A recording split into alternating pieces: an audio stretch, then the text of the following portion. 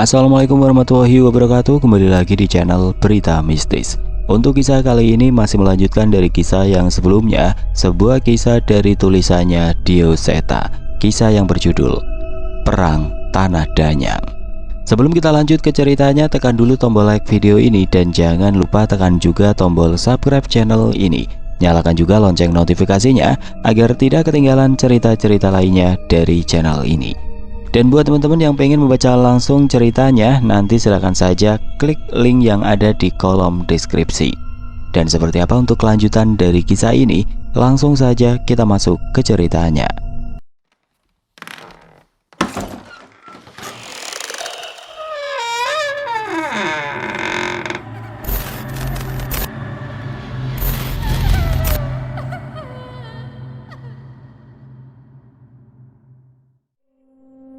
Ada legenda yang mengatakan bahwa manusia hanya menempati satu dari sekian ribu alam yang diciptakan oleh Yang Maha Pencipta. Alam manusia, alam roh, alam mimpi, alam antara, akhirat, hayangan, atau berbagai macam nama yang sering disebut di berbagai kepercayaan, mungkin memiliki tempat tersendiri yang tidak mudah dijangkau oleh manusia. Tapi di balik itu, setiap alam memiliki ikatannya sendiri dan saling mempengaruhi dengan caranya sendiri. Tapi satu alam yang pernah mati menyisakan kesadaran yang memaksa dirinya sebagai alam untuk mendapatkan energi hidup dari alam lain. Alam itu sadar bahwa tidak ada makhluk yang berhak memiliki keinginannya sendiri. Jika hanya ada satu kesadaran untuk semua makhluk di satu alam, maka alam itu akan bangkit menjadi alam yang terkuat. Jagat Segoro Demit. Hanya amarah dan nafsu yang diizinkan untuk ada di sana. Setiap makhluk perlahan akan melupakan dirinya dan menjadi satu kesadaran dengan alam itu. Hanya kegilaan dan kekacauan yang terus ada mengorbankan darah dan nyawa untuk kembali lahirnya sebuah alam yang telah mati. Akan ada waktunya alam ini merebut alam manusia untuk menjadi bagian darinya. Dananjaya Sambara. Itu namaku, dan aku adalah seorang manusia. Ya, aku benar-benar manusia. Namun saat ini aku terpaksa menjebak diriku di alam tempat bangsa setan dan lembut berasal. Sesuatu yang mengerikan akan terjadi jika kami tidak menghentikannya. Sebuah peperangan antara makhluk yang sudah ada sejak ratusan tahun yang lalu akan terjadi dan mengoyak batas alam antara alam manusia dan jagat Segoro Demit. Aku di sini untuk menghentikan itu semua. Tapi sepertinya keberadaanku tidak dibutuhkan. Di hadapanku berdiri seorang sesepuh leluhur Trasambara yang telah mengurung dirinya di jagat Segoro Demit selama ratusan tahun. Seseorang yang menjaga kesakralan Trasambara dari alam terkutuk. Eyang Wirabumi Dayu Sambara. Terlemah, gumamku saat Eyang Wirabumi mendakwa aku sebagai Trasambara yang terlemah. Aku tidak bisa membantahnya. Mungkin ucapannya benar. Aku memang tidak memiliki ajian-ajian sesakti Pak Lek dan Jagat. Bagaimana bisa kalian membawa manusia seperti dia ke alam ini? Apa tidak ada pilihan lain? Teriak Eyang Wirabumi pada Nyi Purbawengi dan Eyang Kertasukmo. Mereka tidak menjawab dan memilih mundur sambil tersenyum. Aku menoleh pada Nyi Sendang Rangu dan ia justru berpaling seolah tidak ingin terlibat dengan permasalahan Trasambara. Mengapa kalian jadi setolol ini? Jangan salahkan aku jika dia mati dalam pertempuran. Teriaknya sambil berpaling membuang muka. Namun baru melangkah sesaat ia kembali menoleh ke arahku dan menunjukkan jarinya ke wajahku. Dan kau, jangan sampai kau menjadi batu sandungan untuk kami, ancam Eyang Wirabumi. Aku berusaha untuk tidak merespon apapun. Selain tidak mengerti dengan keadaan di alam ini, Eyang pasti punya alasan untuk sebegitu selektifnya menilai aku dan yang lain. Dia hanya tidak ingin ada lagi yang mati, ucap Nyi Purbawengi. Percayalah, walau perangainya buruk, dia salah satu leluhur kita yang paling baik, tambah Eyang Kertasukmo. Aku hanya menghela nafas sambil berusaha tersenyum. Perangai emosinya itu memang sedikit mirip dengan Eyang Widarpa. Seandainya Eyang masih ada, mungkin akan seru jika mereka berdua bertemu. Kepala Ki Kundawayan itu, apa Eyang yang menghabisinya? Tanya Mas Jagat. Tidak hanya Mas Jagat, aku pun merasa penasaran bagaimana makhluk sekuat itu dan hampir membunuh kami bisa takluk begitu saja. Eyang Wirabumi mencabut keris dari kepala itu. Ia melangkah menuju sebuah ruangan di mana terdapat sebuah cermin di sana. Aku melihat semua pertarungan kalian dari Koco Benggolo. Ledakan kekuatan telur jagat membuatnya lemah. Saat tiba di jagat Segoro Demit, kami menggunakan kesempatan itu untuk menghabisinya. Jelas Eyang Wirabumi. Kami? Pale bertanya. Eyang Wirabumi memalingkan wajahnya dari cermin dan kembali menatap ke arah kami. Aku tidak seorang diri di sini. Leluhur kalian yang lain terpencar di alam ini. Mereka menghimpun kekuatan dan memburu danyang yang bersekutu dengannya. Aku semakin penasaran dengan wujud dari leluhur-leluhurku. Hampir setiap dari mereka memiliki sifat yang berbeda dan kehebatannya sendiri-sendiri. Setiap kemampuan itulah yang menurun kepada kami. Wirabumi, kau sudah mendapatkan pusaka itu. Eyang Kertasukmo tiba-tiba membuka pembicaraan, namun Eyang Wirabumi membalasnya dengan menggeleng dan menghela nafas. Aku hampir tidak percaya jika pusaka Ratu Ular itu memang ada di alam ini. Sudah ratusan tahun aku mencarinya. Petunjuk yang kita miliki menuntun kami ke hasil yang kosong. Aku dan Pak Le mempertanyakan apa yang dimaksud pusaka Ratu Ular itu. Apakah pusaka itu sepenting itu hingga leluhur kami mencari selama ratusan tahun? Eyang, apa pusaka Ratu Ular memang sepenting itu? Tanyaku pada Nyi Purbawengi. Nyi Purbawengi mengajak kami untuk duduk di ruangan itu. Koco Benggolo terlihat menutup dengan sendirinya ketika kami menjauh. Sekilas aku melihat bayangan dua orang perempuan yang berjalan di sebuah desa tua, tapi apa yang kulihat itu tidak untuk kubahas saat ini. Pusaka Ratu Ular merupakan penentu perang para danyang di zaman dulu. Kami semua hampir musnah oleh kekuatannya, jelas Nyi Purbawengi. Ia menceritakan saat Danyang Putih dan Trasambara berhasil menghentikan peperangan dengan makhluk danyang hitam. Ada sosok danyang dari Bukit Pesisir yang berkhianat. Ia menggunakan pusaka Ratu Ular yang seketika memakan ratusan nyawa untuk membangkitkan kembali kekuatan danyang hitam. Pengkhianat? Nyi Purbawengi mengangguk. Danyang itu menitiskan kekuatan Dewi Samudra, namun ia lahir dari tanah terkutuk. Siapa? Apa namanya dikenal di alam manusia? Tanya Mas Jagat. Manusia memujanya untuk menanti berkah alam, namun ada yang menyembahnya untuk mendapatkan kekayaan. Di alam manusia, ia merupakan sosok anggun yang dikenal dengan nama Dewi Naganingrum. Eyang Kertasukmo mencoba menjelaskan. Ia menambahkan bahwa nama dan sosok anggun itu hanyalah kedok. Wujud sebenarnya adalah seekor ular raksasa yang menguasai tanah Bukit Pesisir. Berarti saat ini dia ada di alam manusia. Aku memastikan. Naganingrum hidup di dua alam. Ia mempunyai raga yang terkurung di alam ini dan roh di alam manusia, jelas Nyi Purbawengi. Brak! Pukulan keras Eyang Wirabumi menghantam lantai kayu bangunan itu. Kupastikan ia akan mati tidak bersisa saat berhadapan denganku, teriak Eyang Wirabumi. Aku merasa ada permasalahan pelik yang membuat Eyang Wirabumi begitu dendam dengan sosok Naganingrum itu. Di tengah kebingungan itu tiba-tiba Koco Benggolo memantulkan cahaya api yang begitu pekat. Eyang Wirabumi meninggalkan tempatnya dan bergegas menghampiri cermin itu. Ia buru-buru mengambil kerisnya lagi dan hendak meninggalkan ruangan. Eyang, ada apa? Jagat menatap ke Koco Benggolo dan wajahnya seketika diliputi amarah.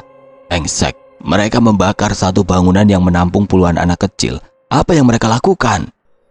Aku menghampiri ke arah Mas Jagat dan pemandangan mengerikan itu benar-benar terpampang di Koco Benggolo. Suara anak-anak yang berteriak ketakutan pun terdengar samar dari cermin itu. Eyang Wiraguna berhenti sejenak dan memanggil kami. Kalian, ikut denganku. Teriaknya tertuju kepada kami bertiga. Aku menoleh ke Eyang Kertasukmo, Nyi Purbawengi, dan Nyi Sendang Rangu. Mereka mengangguk, memberi isyarat agar kami mengikuti Eyang Wirabumi. Pendopo Kunci Jagat itu adalah nama tempat yang baru saja kami singgahi. Eyang Wirabumi dan leluhur kami yang lain menggunakan tempat itu sebagai tempat aman untuk singgah dari pemburuan ratusan tahun mereka. Aku menoleh ke bangunan itu. Entah bagaimana bangunan itu bisa ada di alam ini, namun aku menduga sesuatu yang hebat memindahkannya dari alam manusia. Kami meninggalkan pendopo kunci jagat mengikuti arahan Eyang Wirabumi. Baru saja beberapa langkah aku meninggalkan wilayah itu, tiba-tiba aku terjatuh. Sesuatu mencoba merasuki kepalaku. "Danan!" teriak Mas Jagat. Pak Le pun terjatuh berlutut berusaha menahan kesadaran Jagat Segoro Demit, mengambil alih pikirannya. Saat itu Eyang Wirabumi menghentikan langkahnya, mengerti apa yang terjadi. "Selama inikah penerusku saat ini?" ucapnya berbalik. Ia tidak membantu kami dan hanya duduk bersila selama di tanah sambil memandangi kami bertiga yang susah payah menahan pengaruh itu. Pergi!" Mas Jagat mulai terpengaruh. Ia beberapa kali mencoba membenturkan kepalanya ke tanah. "Kalau kalian tidak bisa bertahan dari ini, sebaliknya kalian kembali. Jagat Segoro Demit bukan tempat makhluk lemah," balas Eyang Wirabumi. "Sial, jangan remehkan kami." Aku beberapa kali memukul tanah berusaha mempertahankan kesadaranku. Berbeda dengan aku dan Mas Jagat yang mencari pelampiasan, Pak Le justru bermeditasi untuk menenangkan kesadaran yang berkecamuk di dalam kepalanya. Apa yang harus aku lakukan? Di tengah kebingunganku itu, aku teringat tentang Cahyo yang pernah terjebak seorang diri di alam ini. Ia berhasil bertahan dengan bantuan keberadaan Wanasura dan Wanasudra. Aku tahu bahwa kedua roh Panglima Kera itu tidak memiliki kemampuan untuk melindungi kesadaran kami, sepertinya sedang rangu. Saat itu aku berkali-kali mengulang ayat-ayat suci di kepalaku, menghindarkan aku dan hasrat dari nafsu yang mencoba merasuki pikiranku. Tidak mudah, namun perlahan aku kembali mendapatkan kesadaranku. "Mas Jagat!" Aku menoleh ke arahnya, namun saat itu hawa panas terpancar dari tubuhnya. Aku sempat khawatir, namun beberapa saat kemudian ia kembali membuka mata dengan tenang. Sepertinya ia sudah menemukan caranya sendiri untuk melindungi kesadarannya. Begitu juga Pak Le. "Sudah selesai?" tanya Eyang Wirabumi. Kami mengangguk, benar-benar tidak ada pertolongan apapun dari leluhur kami itu. "Kita lanjutkan." Kami berjalan menelusuri padang gersang yang tidak berujung. Bahkan setiap kami berjalan, kadang apa yang kami lihat berubah begitu saja. Benar-benar tidak mungkin ada manusia yang bisa bertahan di sini. Setiap makhluk yang menemukan kami selalu berusaha mencoba untuk menjadikan kami sebagai mangsa mereka. Perjalanan kami berhenti di sebuah rawa dengan air yang hitam pekat. Aku terperajat saat mendengar suara teriakan dan tangisan anak-anak kecil dari sekitar kami. "Suara ini, kalian akan tahu sebentar lagi." Kami berjalan mengambil jalur setapak di antara rawa-rawa di sekitar kami. Suara teriakan dan rintihan itu terdengar semakin jelas, namun kami belum menemukan wujudnya. Saat hampir sampai di sisi seberang rawa, tiba-tiba gumpalan asap hitam muncul jauh dari hadapan kami. Suara sesuatu yang besar terdengar terseret dari gumpalan asap hitam itu. Kini terdengar jelas bahwa suara itu berasal dari arah itu. "Danan, itu!" Mas Jagat menyadarinya. Ada dua sosok makhluk bertubuh besar dengan wajah yang hancur. Ia mengenakan perhiasan tua seperti dari zaman kerajaan. Namun, ada rantai hitam mengikat lehernya. Di belakangnya, tangannya menggenggam tambang berwarna hitam pekat yang mengikat roh-roh yang terus meronta untuk menyelamatkan diri. "Ampun, lepaskan kami. Sakit, kami tidak salah apapun. Mengapa kami harus menanggung ini semua?" Roh-roh itu terikat dan terus menangis berusaha untuk pergi. Namun kedua buto itu justru mempermainkan mereka dengan sadis. Wajah mereka dihancurkan, tubuh mereka dibanting, mereka diseret seperti binatang. Eyang Wirabumi melangkah menuju sosok itu. "Mereka adalah..." "Danan, Pak Le!" Belum sempat Eyang Wirabumi berkata, Mas Jagat memberi isyarat menunjukkan kabut gerbang ajian lintas alamnya. Sulit untuk kami menahan emosi kami, hingga kami tidak menghiraukan Eyang Wirabumi dan melesat menuju dua buto itu. Dalam sekejap tubuhku sudah muncul di hadapan salah satu raksasa.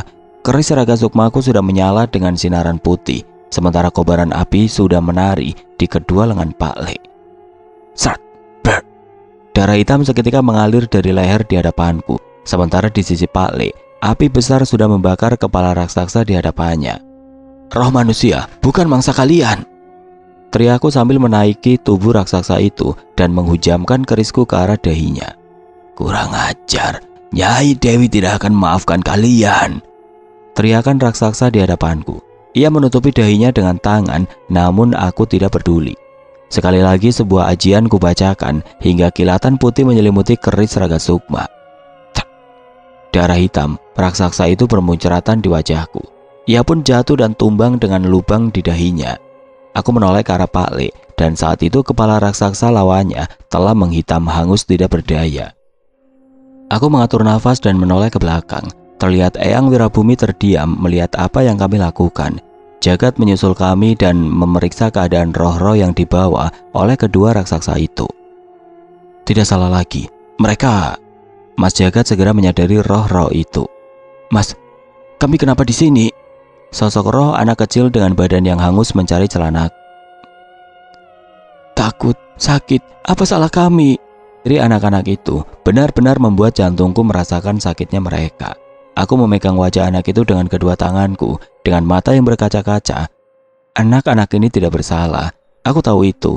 Saat itu secara refleks aku menempelkan dahiku pada anak laki-laki itu. Dan sebuah penglihatan muncul di kepalaku. Jangan lari kau bocah sialan, teriak seorang ibu yang mengejar seorang anak kecil dengan membawa parang. Anak itu benar-benar ketakutan dan bersembunyi di parit pemukiman rumah kumuh itu. Di mana Kasim? Teriak warga yang lain. Hilang, sudah seperti setan itu anak. Anak bernama Kasim itu benar-benar ketakutan. Ia meringkuk sendiri di bawah parit dengan setengah tubuhnya yang basah. Ia tidak berani bersuara atau bergerak. Sampai langit menghitam, barulah suara langkah kaki dan umpatan warga hilang satu persatu. Kasim pun keluar dari parit dengan tubuh yang menggigil. Ia mengeluarkan sepotong ayam goreng yang sudah basah dengan air comberan yang membasahi pakaiannya. Ia mencuci sepotong ayam itu seadanya dan memakannya sambil menangis. Bapak, Ibu, Kasim gak kuat. Kasim ingin ikut Bapak dan Ibu. Tangisnya sambil duduk di pinggir trotoar jalan raya. Jauh di seberang jalan terlihat seorang pria mengenakan kemeja dan celana jeans menatap Kasim sambil tersenyum. Ia terlihat mencoba ramah kepada Kasim sambil menunggu Kasim selesai makan. Perbincangan kecil terjadi di antara mereka. Pria itu mengajak Kasim ke sebuah tempat penampungan anak di pinggir kota. Sebuah bangunan bekas peninggalan Belanda yang besar dan dikelilingi pagar yang tinggi. Banyak anak-anak bernasib sama yang tinggal di sana. Mereka semua menyambut Kasim dengan baik. Kehidupan Kasim benar-benar berubah di sana. Walaupun sering terjadi pertengkaran, kehidupan di sana tidak seburuk kehidupan Kasim saat sebatang kara di jalanan. Tapi Kasim tidak menyangka bahwa kehidupan di sana hanya topeng semata. Setelah beberapa saat ia baru sadar bahwa satu persatu temannya menghilang. Anak-anak menganggap anak hilang itu melarikan diri karena tidak betah. Sampai suatu malam Kasim seorang temannya tidak sengaja melihat seorang anak dibawa ke gudang belakang. Ia tidak menyangka bahwa di dalam gudang itu ada sebuah ruangan lagi yang tersembunyi. Mereka mengintip kejadian di sana dan mendapati temannya itu disajikan di sebuah tempat pemujaan oleh orang-orang yang selama ini merawat mereka. Kasim melihat ke dinding ruangan misterius itu dan mendapati ukiran ular raksasa yang begitu besar. Kasim melihat temannya dikuliti hidup-hidup dan dipersembahkan pada seekor ular besar yang telah menanti di hadapan mereka. Rasa takut menjalar di seluruh tubuhnya saat melihat salah seorang penjaga menoleh ke arahnya. Ia dan temannya buru-buru pergi kembali ke kamar. Kasim meringkuk ketakutan. Saat itu ia mulai mencoba memikirkan cara untuk melarikan diri. Tapi sebelum apa yang ia rencanakan tercapai, hal mengerikan pun terjadi. Kasim terbangun dengan seluruh teman-temannya yang berteriak histeris. Api sudah mengelilingi bangunan tempat mereka tinggal itu. Kasim berusaha melarikan diri, namun apa yang ia temukan adalah teman-temannya yang tubuhnya mulai hangus terbakar. Kasim sempat melihat keluar jendela. Ia melihat orang-orang membawa obor, seolah memastikan bangunan itu harus hangus terbakar bersama dengan isinya. Saat itu api mulai menyambar tubuh Kasim. Asap yang begitu pekat membuat ia mulai kehilangan kesadaran. Di dalam api ini, kami persembahkan daging, darah, tulang belulang, dan nyawa mereka yang murni. Kasim mendengar suara-suara yang sangat dekat dengannya itu. Suara dari orang-orang yang memberi harapan akan kehidupan yang lebih baik kepadanya dulu. Tolong, sakit, rintik Kasim. Sesaat sebelum kematiannya, Kasim melihat seorang wanita dengan kulit hitam legam berjalan begitu saja di antara api yang memenuhi bangunan itu. Pakaiannya begitu tua dan lusuh, tidak seperti hidup di zaman ini. Perempuan itu menoleh dengan mata yang begitu besar ke arah Kasim dan membuka mulutnya. Kasim melihat lidah yang bercabang keluar dari mulut wanita misterius yang tersenyum padanya. Ibu bumi, Bopo Angkoso, sedulur papat limo pancer, kakang kawa, adi ari-ari, rangkulen kulo, nyuwun pitulung ngluwari jiwa-jiwa kang tanpa daya iki marang sing Gusti, lan jaga saka perkara dening demit lan lembut. Suara yang terdengar dari Eyang Wirabumi terdengar bersama memudarnya penglihatanku dan lenyapnya roh Kasim dari pandanganku. Ah! Aku berteriak saat terlepas dari penglihatan itu. Eyang Wirabumi berhasil menenangkan dan melenyapkan penderitaan roh itu dengan caranya sendiri. Berkali-kali aku meninju tanah meluapkan kekesalannya. Manusia-manusia biadab, apa yang mereka minta sampai tega mengurung dan membakar anak-anak ini? Aku kesal karena tidak mampu berbuat apapun dan tidak bisa menghentikan tragedi itu. Jadi mereka ditumbalkan oleh pengasuhnya sendiri? Tanya Pak Le. Aku mengangguk sambil berusaha menahan air mataku. Kini setelah mati pun mereka dibawa ke alam ini. Roh mereka akan menjadi bulan-bulanan setan itu. Awas! Tiba-tiba Eyang Wirabumi menarik aku dan Pak Le mundur menjauh. Tanpa kami sadari, sesuatu muncul dari dalam tanah. Ekor-ekor ular menggeliat di tanah-tanah di sekitar kami. Di dekat kedua buto itu, tiba-tiba muncul sosok perempuan yang berdiri dengan anggun, dengan wajah penuh amarah. Kau lagi, sampai kapan kau mau merebut tumbal-tumbalku? Teriak sosok itu pada Eyang Wirabumi. Sampai tidak ada lagi manusia yang menjadi tumbal makhluk seperti kalian. Balas Eyang Wirabumi yang maju mengambil posisi dengan berdiri di hadapan kami dengan keris di genggamannya. Akan aku lumat mata kalian, kuremukan kepala kalian, kukeringkan darah kalian. Sosok itu benar-benar mengamuk. Saat itu aku sadar bahwa sosok itu tidak berjalan dengan kakinya. Seluruh ekor ular yang keluar dari tanah menyatu dengan tubuhnya. Jangan lengah, kita pergi, perintah Eyang Wirabumi. Bukan tanpa sebab amarah makhluk itu seketika membuat tanah di sekitar kami bergetar. Tubuh kami pun terasa begitu berat dengan kekuatan yang memancar dari dirinya. Siapa dia, Eyang? Siapa makhluk mengerikan itu? Tanya Jagat sambil terus berlari menghindari guncangan-guncangan ekor ular itu. Dialah Dewi Naganingrum. Tepatnya setengah dari Dewi Naganingrum, jelas Eyang Wirabumi. Setengah? Aku bingung dengan penjelasan itu. Sama seperti keris raga sukmamu yang punya dua wujud. Setan biadab itu memiliki dua tubuh yang berada di alam manusia dan alam ini. Aku baru mendengar hal seperti ini. Seberapa kuat sosok itu sampai bisa hidup dan berkuasa di dua alam. Tapi sebelum aku berpikir lebih jauh, tiba-tiba rawa-rawa tempat kami datang sebelumnya kini dipenuhi oleh sekumpulan sosok yang tidak dapat kami lihat dengan jelas. Tolong, lepaskan. Suara itu terdengar jelas mendekat ke arah kami dan bersamaan dengannya sebuah benda terlempar dan jatuh di depan kakiku. Kepala, itu kepala manusia. Sakit. Kepala itu masih merintih walau sudah terpisah dari badannya. Brengsek. Tapi mereka tidak berhenti. Satu persatu bagian tubuh manusia bercerai-berai dan mengambang di rawa-rawa.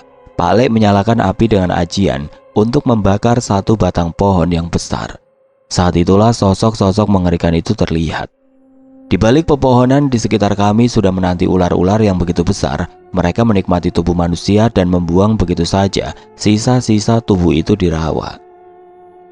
Bagaimana? Ada manusia lain di alam ini. Mengapa mereka terus berteriak walaupun sudah mati? Jagat mempertanyakan apa yang terjadi. Mereka orang-orang bodoh yang menyembah demit Naganingrum itu. Mereka mengira akan berdampingan dengan demit itu setelah mati, namun berakhir seperti itu. Seharusnya mereka bisa berpikir, untuk apa demit itu menyenangkan mereka setelah berhasil menyeret mereka untuk jatuh ke neraka di akhir zaman. Jelas Eyang Wirabumi. Manusia-manusia bodoh, umpat Pak Le penuh dengan emosi. Tapi saat ini tidak ada waktu bagi kami untuk memikirkan manusia-manusia sesat itu. Kekuatan yang begitu mengerikan mengelilingi kami dalam wujud ular yang melingkar melayang-layang di langit-langit rawa ini. Sial, kita terjebak. Eyang Wirabumi terlihat cemas. Mas Jagat, aku berinisiatif memberi isyarat Mas Jagat untuk membawa kami pergi. Tapi saat ini wajahnya tiba-tiba terlihat pucat. Gak bisa Nan, ada yang menahan kekuatanku. Sial, umpatku, kami benar-benar ada dalam bahaya. Akhirnya aku bisa menghabisimu, tawa Dewi Naganingrum. Ia terlihat puas seolah sudah begitu lama menanti saat ini. Kalian cari apapun untuk melarikan diri, biar aku yang menahan setan itu, ucap Eyang Wirabumi. Aku mencoba menahannya, namun ia tidak terlihat bersedia untuk berkompromi. Ia lebih dulu bergegas berlari menuju setan itu dengan sebuah keris di genggamannya. Brak! Belum sempat mencapai tubuh Dewi Naganingrum, Eyang Wirabumi terpental dengan keberadaan ekor ular yang muncul dari rawa dangkal yang ia lewati. Aku pun segera memperhatikan ke dalam rawa dan di dalam air terlihat ular-ular besar mengelilingi kami. Keris jagat angkoro tanpa nono getiku. Eyang Wirabumi berusaha kembali berdiri sambil menggoreskan keris pusakanya itu di lengannya. Goresan yang begitu panjang hingga darah itu terus mengalir ke keris pusaka jagat angkoro itu. Saat itu kekuatan mengalir menyelimuti tubuh Eyang Wirabumi. Tanpa pandang bulu ia membantai ular-ular yang berada di dekatnya begitu saja. Matanya memutih, tubuhnya mengeras. Namun dalam sekejap saja aku bisa menebak bahwa kekuatan itu tidak akan bertahan lama. Eyang Wirabumi tidak membuang waktunya. Ia melesat begitu saja ke arah Dewi Naganingrum. Dan dalam sekejap kepala makhluk itu sudah terpisah. Hampir saja kami berpikir bahwa Eyang berhasil. Tapi saat itu kepala Dewi Naganingrum tiba-tiba berubah menjadi kepala manusia dan tawanya terdengar dari sisi lain.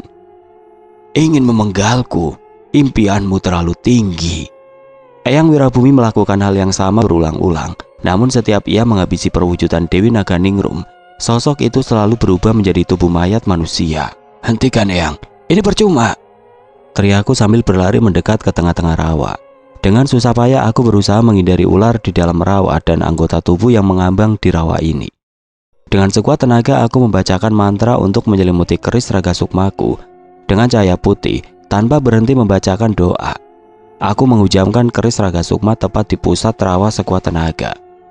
Tunjukkan wujud aslimu. Seketika suara pohon-pohon yang patah terdengar di sekitar kami. Tanah di bawah kami bergetar dan air dari rawa mulai terserap ke tanah yang terbelah. Manusia kurang ajar. Sosok itu pun menunjukkan wujud aslinya. Namun itu sama sekali bukan hal yang baik. Seluruh tempat kami berdiri saat ini adalah bagian tubuhnya. Ia keluar dari tanah sebagai sosok ular sebesar bukit. Seolah meledek kami, di kepalanya tumbuh wujudnya dalam rupa manusia dengan kulit bersisik ular. Ini gila. Sial, setan brengsek itu sudah mendapatkan tubuh aslinya kembali, keluh Eyang Wirabumi. Dalam kebingungan kami tiba-tiba pukulan menghantam wajahku, Jagat dan Pak Le. Kami terpental begitu jauh hingga darah mengalir dari hidungku. Pergi, tidak ada kesempatan lain lagi, teriak Eyang Wirabumi. Tidak, kami tidak bisa meninggalkan Eyang. Jangan goblok, aku sudah mati. Kalian harus tetap hidup untuk melindungi alam manusia. Di hadapan kami saat ini terlihat Eyang Wirabumi berdiri seorang diri menghadapi ular sebesar bukit itu. Ini pemandangan yang mengerikan. Tidak ada celah untuk dirinya bisa bertahan dari keganasan makhluk itu. Kematianmu harus dirayakan, tawa Dewi Naganingrum. Saat itu ular raksasa itu menghantamkan ekornya ke tanah dan seketika tubuh-tubuh manusia yang tercerai-berai terlontar ke atas langit. Tetesan darah mereka pun menghujani kami bersama jatuhnya kepala, tangan dan berbagai bagian tubuh manusia. Biadab, teriak Eyang Wirabumi dengan amarah yang menyelimuti dirinya. Sekali lagi ia menggoreskan keris itu di tangannya dengan luka yang semakin dalam. Kulitnya mencuat dan tubuhnya semakin lemah. Namun kekuatan besar kembali mengalir di tubuhnya.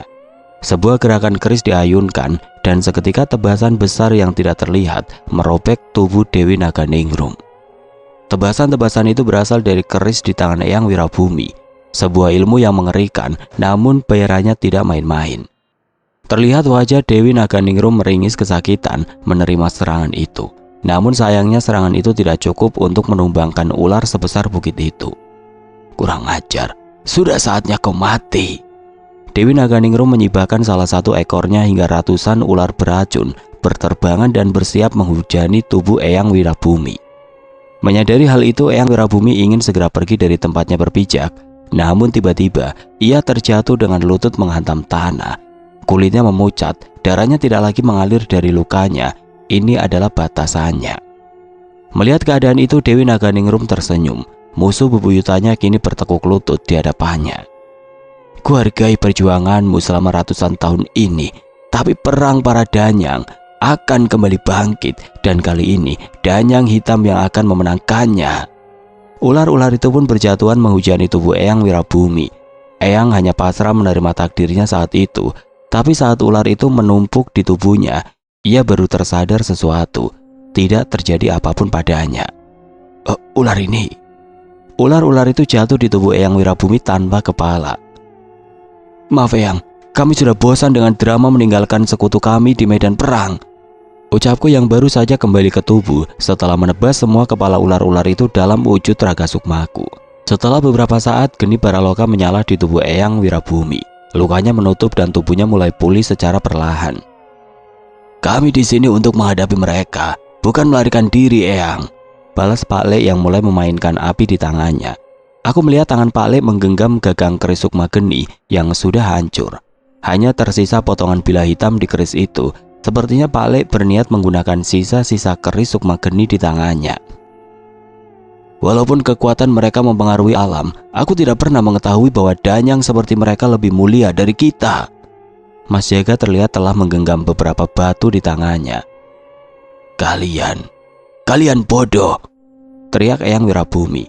Tanpa memperdulikan ucapan Eyang Wirabumi, Jagat membacakan ajian watu geni dan melemparkan batu di tangannya pada ular sebesar bukit itu. Dar!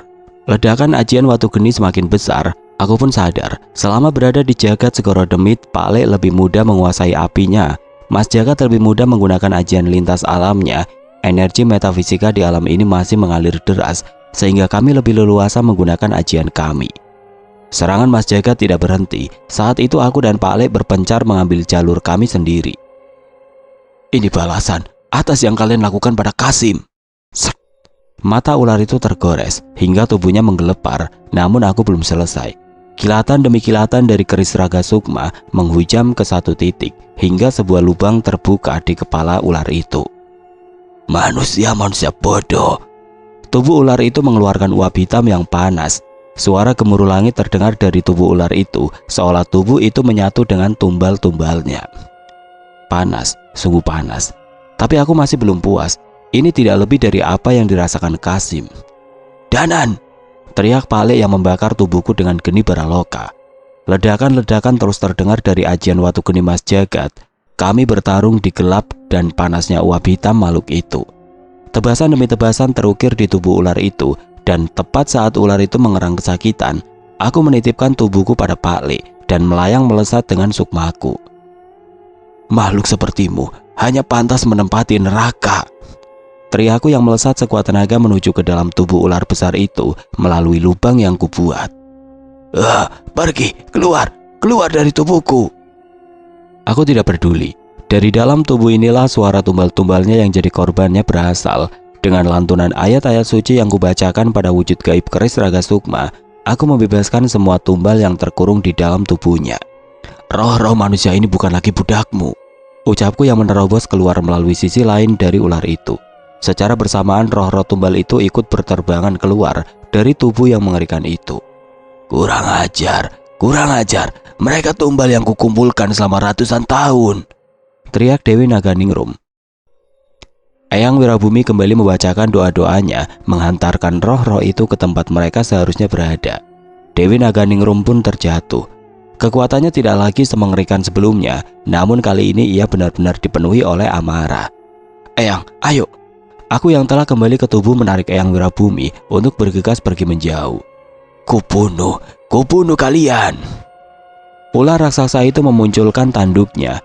Tidak ada lagi niatnya untuk melepaskan kami. Aku yakin kami bisa mati kapan saja bila berhadapan langsung dengannya saat ini. Awan menghitam, petir bergemuruh, makhluk itu mengerahkan semua kemampuannya untuk mengejar kami.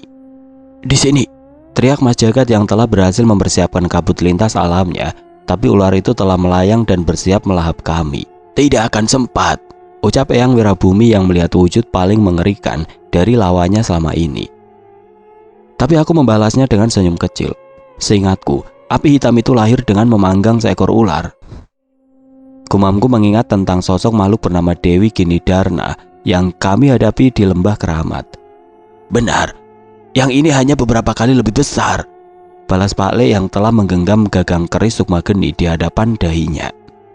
Sebuah mantra yang diwariskan oleh Mbah Jiwo pun dibacakan. Geni Sukma ngobong jiwo, urup ke kormo geni kagem ketiduroko.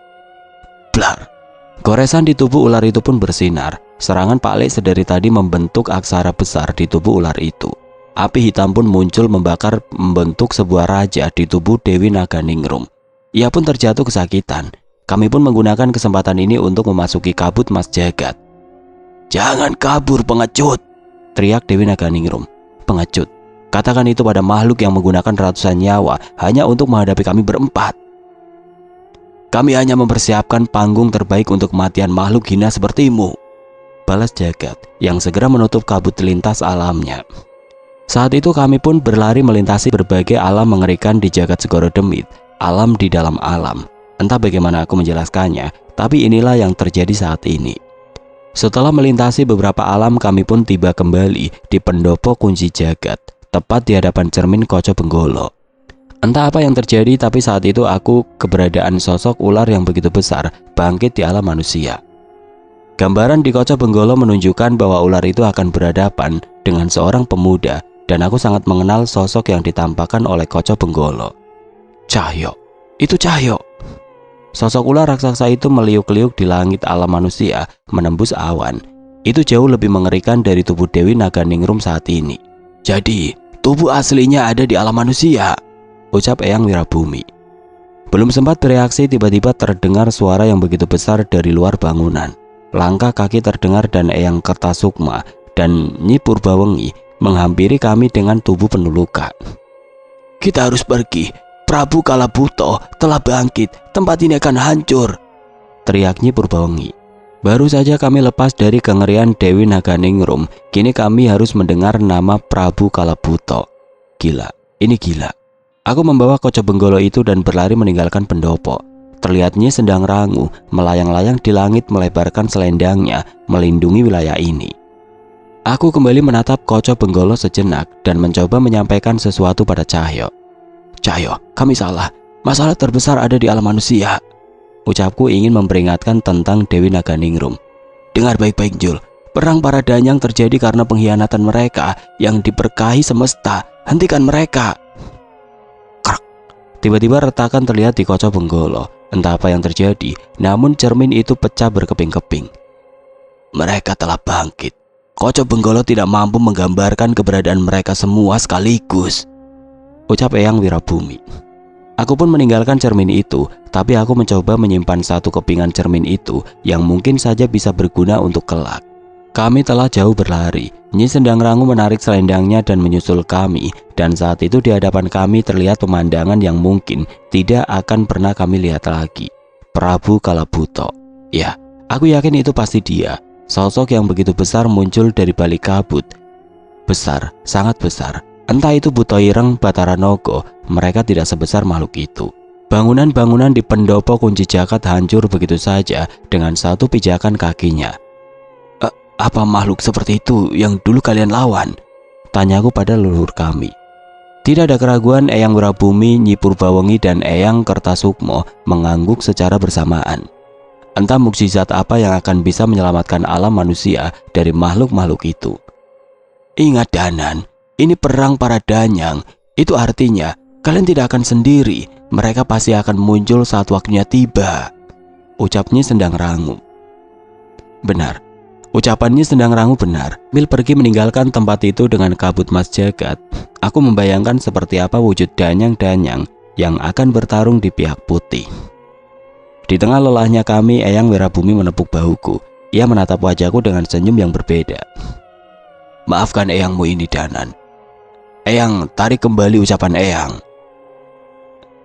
Ia dua kali menepuk pundakku, dan saat itu Aku belum mengerti maksud dari ucapannya. Awalnya Pak Le ingin membelamu saat Eyang mengatakan kamu sambara terlemanan. Tapi akan lebih mengena jika Eyang melihat sendiri kemampuanmu yang sebenarnya. Sahut Eyang yang telah mengistirahatkan tubuhnya dengan duduk bersandar di salah satu pohon. Benar. Lagi pula, sejak kapan kemampuan seseorang diukur dari kesaktiannya? Ujar Eyang Kertasukmo sambil melirik ke Eyang Wirabumi. Aku tahu ia bermaksud memberikan sindiran atas penilaian itu. Ya, aku bersyukur ketika ternyata aku tidak mempermalukan leluhurku. Tapi bukan berarti aku bisa tenang. Penilaian Eyang juga membuka mataku bahwa perang Tanah Danyang membutuhkan lebih dari sekedar apa yang kumiliki sekarang. Oke teman-teman, sampai di sini dulu ceritanya. Nantikan kelanjutan kisah ini di video berikutnya. Agar tidak ketinggalan, klik tombol subscribe channel ini dan nyalakan lonceng notifikasinya. Wassalamualaikum warahmatullahi wabarakatuh.